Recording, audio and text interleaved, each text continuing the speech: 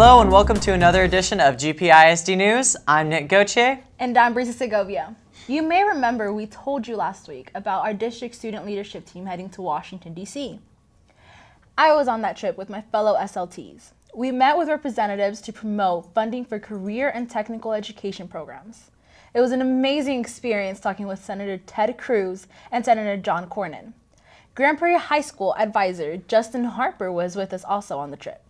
He talked with us about how important it is for students to take an active role in our government at an early age.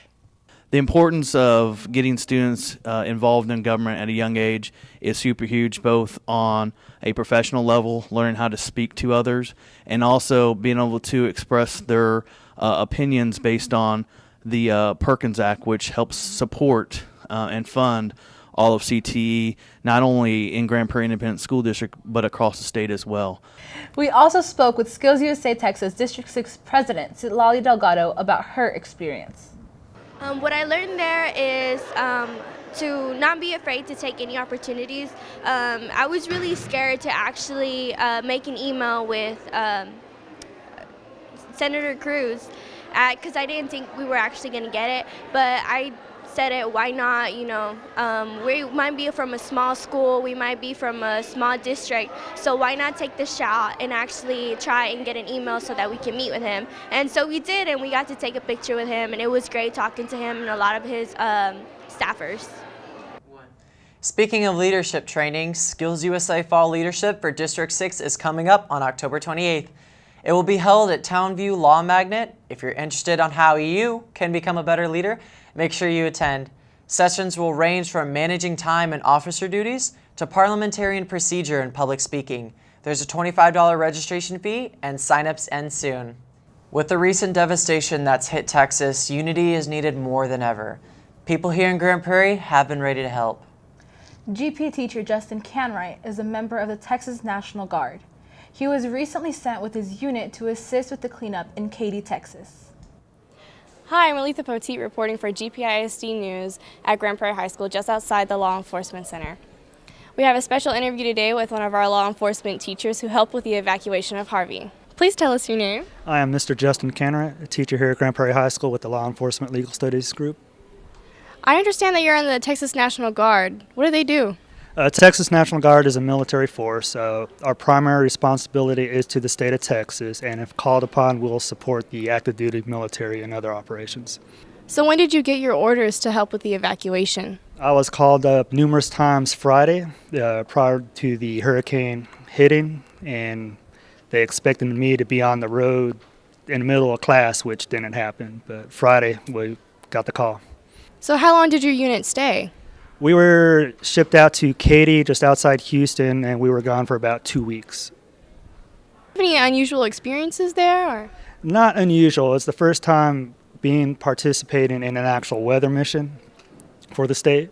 I had experiences in Iraq with the invasion, but this time we're going up against Mother Nature, unlike the human element, and the devastation was just remarkable. Streets were underwater, flooded in the rivers. Houses underwater, businesses underwater, just so much water everywhere, and it was just an incredible experience. Worked with the fire department, worked with the state troopers, our trucks to go into high water. We pulled people out that needed to get pulled out when the storm hit. And then shortly after, we were allowed to take homeowners back to their houses. It was still high water, they were still flooding, and some of the houses still had in between 1 and 3 feet of water in them. Is there any experiences that really stuck with you that you'd like to share? Most of the experiences was just that devastation. You couldn't see the roads at all. A lot of loss of property, a lot of damage. We went to Wharton one day, and the levees had failed. And I ended a dog that showed up, sat there, chilled with us, and that was also where you cannot see the roads at all, because back in the country where we had to put 2 soldiers tied up to a safety rope with their life vests to find the edge of the road because it dropped off. So as long as the truck stayed in between the 2 soldiers, we were still on the road. We thank you for your service, and we're proud you're a gopher. Thank you. Thank you. Our own Ashley Barrow went to Houston to see how the cleanup is coming along. you say like a sense of unity formed in the city of Houston? Oh my gosh, yes. So, in true Texas grit and spirit, we get it done. I think you saw many people picking themselves up by their bootstraps and helping others. It didn't matter, you know, there's no time. You don't need to know where people come from, what they look like. I mean, it is the human spirit that you really see exemplified and magnified in times of crisis. Every time the Barker Reservoir rose, we knew that when it got to 95 feet above sea level, it would start leaving government lands and invading our roads. And then when it got to 97 feet, we knew that it was going to have structural flooding, businesses and homes. So every time it increased, I just knew that that was one more home that was flooding. That was one more family that was going to be devastated by this situation. The Barker eventually rose to 101.6 feet, which flooded 4,000 homes just in the Cinco Ranch, Kellywood, and Canyon Gate areas. That does not even include the 73,000 homes that were flooded just because of the Buffalo Bayou downstream in the Memorial area of Houston. So as devastated as our area is, we also recognize that there are many other areas that are equally, if not more devastated than even we are. From GPISD News, I'm Ashley Ibarra. Back to you. Thanks, Ashley. Butterflies filled the sky in Grand Prairie recently. The annual Flight of the Monarch celebrated the annual migration of the monarch butterfly from North America to Central Mexico. There were craft and food vendors, as well as live music and a petting zoo. If you missed it this time, be sure to check it out next year. Brisa, how many students do you know have over 250,000 copies of their work distributed across the Metroplex? Well, I know of just one. This Dubisky student won the Kids Teaching Kids Cookbook Cover Contest. Graphic advisor Gloria Trevino talked with us about the project.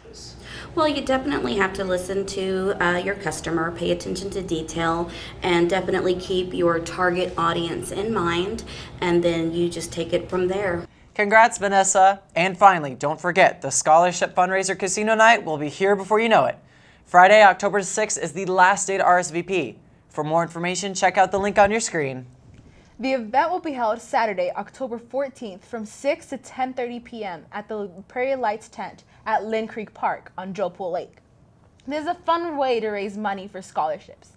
$75 gets you dinner, $2,000 in chips, and a swag bag. You know, Brisa, I could really use some dinner and $2,000 right now. A swag bag would be nice too. Well, that's all we have for this week. Thanks for joining us, and remember, we want to cover your stories from across the district. So contact us at gpisdnews@gpisd.org. I'm Brisa Segovia. And I'm Nick Goche. There's no school on Monday in observance of the Columbus holiday, so we'll see you on October 20th.